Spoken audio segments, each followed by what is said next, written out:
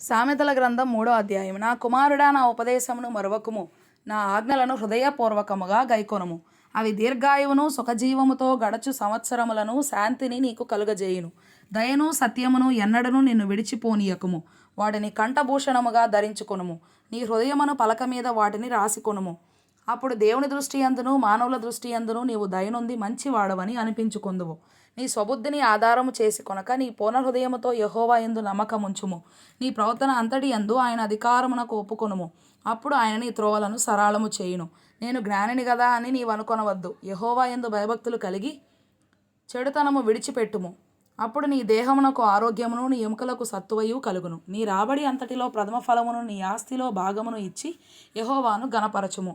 అప్పుడు నీ కొట్లలో ధాన్యము సమృద్ధిగా నుండును. నీ గానుగలలో నుండి క్రొత్త ద్రాక్షారసము పైకి పొరలి పారును.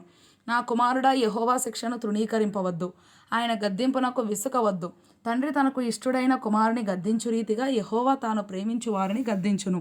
జ్ఞానము సంపాదించిన వాడు ధన్యుడు. వివేచన కలిగిన నరుడు ధన్యుడు. వెండి సంపాదించుట కంటే జ్ఞానము సంపాదించుట మేలు. అపరంజి సంపాదించుట కంటే జ్ఞానలాభము నొందుట మేలు. పగడముల కంటే అది ప్రియమైనది. నీ ఇష్ట వస్తువులన్నీ దానితో సమానములు కావు. దాని కుడి చేతిలో దీర్ఘాయువును, దాని ఎడమ చేతిలో ధన ఘనతలను ఉన్నవి.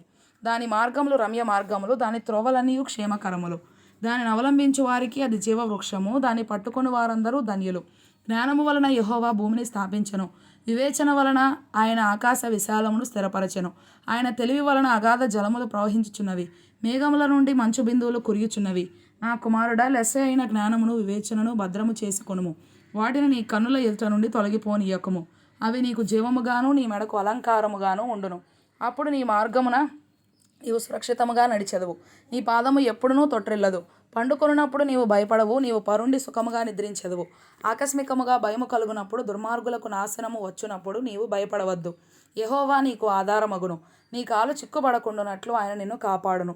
మేలు చేయట నీ చేతనైనప్పుడు దాని పొందదగిన వారికి చేయకుండా వెనుక తీయకుము. ద్రవ్యము నీ యొద్ద నుండగా రేపు ఇచ్చేదను, పోయి రమ్మని నీ పొరుగువానితో అనవద్దు. నీ పొరుగువాడు నీ యొద్ద నిర్భయముగా నివసించినప్పుడు వానికి అపకారము కల్పింపవద్దు. నీకు హాని చేయని వానితో నిర్నిమిత్తముగా జగడమాడవద్దు. బలాత్కారము చేయువాని చూచి మత్సరపడకము. వాడు చేయు క్రియలను ఏమాత్రమును చేయగోరవద్దు. కుటిల వర్తనుడు యెహోవాకు అసహ్యుడు. యథార్థవంతులకు ఆయన తోడుగా నుండును.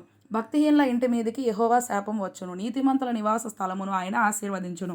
అపహాసకులను ఆయన అపహసించును. దీనుని ఎడల ఆయన దయచూపును. జ్ఞానులు ఘనతను స్వతంత్రించుకొందురు. బుద్ధిహీనులు అవమానభరితులగుదురు.